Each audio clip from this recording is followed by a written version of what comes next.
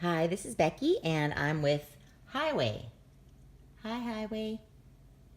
And we're going to read a book called Home Alone, the classic illustrated storybook, based on the story written by John Hughes and directed by Chris Columbus.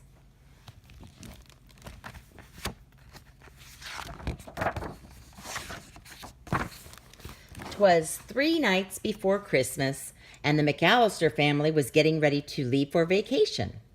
Everyone was busy packing.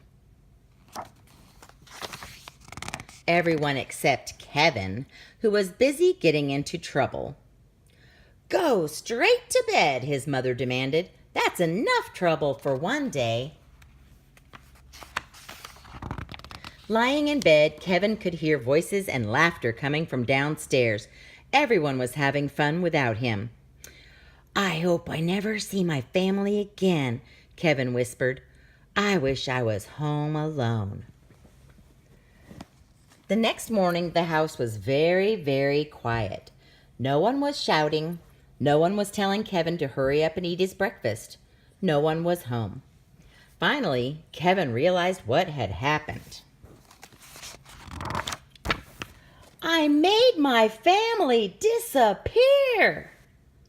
For the first time ever, Kevin had the house all to himself.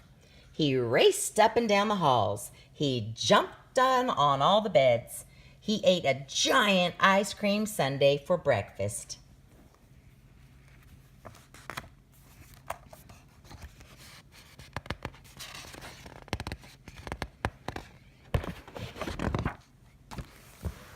After watching hours of television, he searched through his brother's private stuff and rode a toboggan down a giant mountain.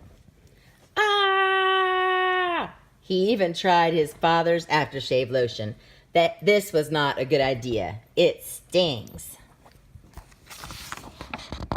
But sometimes it was scary to be all alone. Kevin was especially afraid of his next-door neighbor. Old Man Marley was the scariest person who lived on their block. And that night, Kevin heard whispers outside the living room window. Burglars were snooping around the house. "You see," Marv said, "most of the houses on this street are empty. Everyone is away for the holidays." "Perfect," Harry said. "We'll come back tomorrow night and steal everything."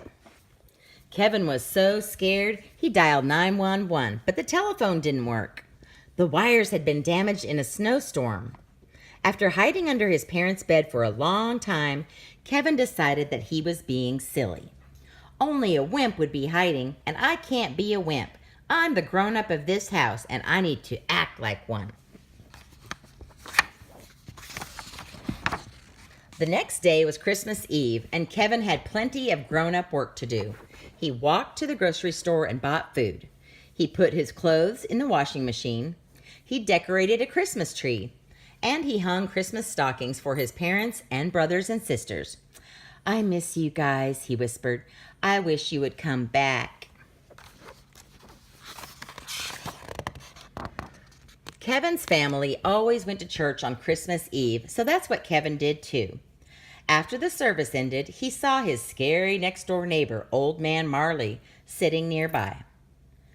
"You don't have to be afraid," Mr. Marley said. "The kids in the neighborhood have lots of spooky stories about me, but they're not true." After they talked for a while, Kevin realized that Mr. Marley was in fact a very nice man. "Are you visiting anyone for Christmas?" Kevin asked. "No," Mr. Marley said. "I miss my family and I'd like to see them, but my son and I are fighting. I said some angry words that I didn't mean." Kevin knew exactly how Mr. Marley felt. Kevin remembered wishing his family would disappear, but he hadn't really meant it. "You should try talking to your son," Kevin said. "Maybe I will," Mr. Marley said.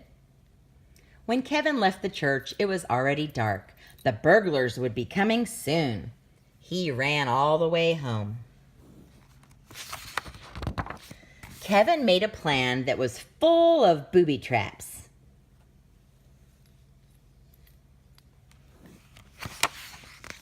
He scattered toy cars and smeared tar on the basement steps. He made a big pile of feathers and hid sharp ornaments under the window sills. He sprayed water on the front steps and tied paint cans to ropes.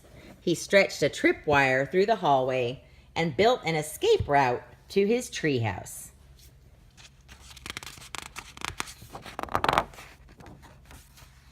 At 9 o'clock, Marv and Harry returned to the McAllister house, ready to steal everything inside.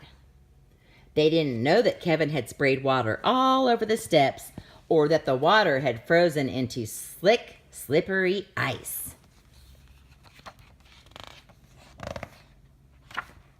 The burglars stumbled into all of Kevin's traps.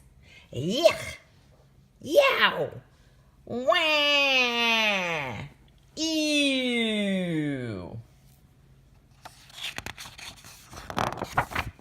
Marv and Harry slipped on the toy cars and were knocked over by paint cans.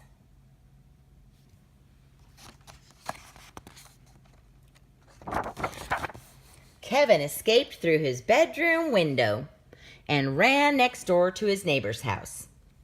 Unfortunately, Marv and Harry were close behind. Now we've got you, kid.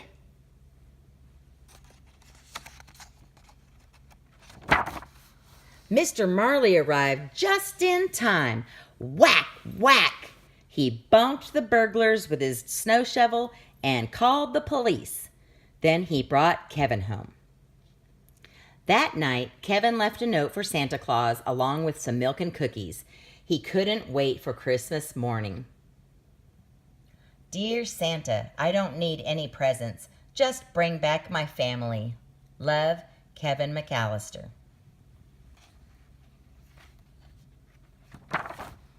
When he woke up the next day, Kevin rushed into the living room. Mom? Dad? Is anyone here? No one answered him. Then he heard a familiar voice. Kevin? Is that you? His mother was home.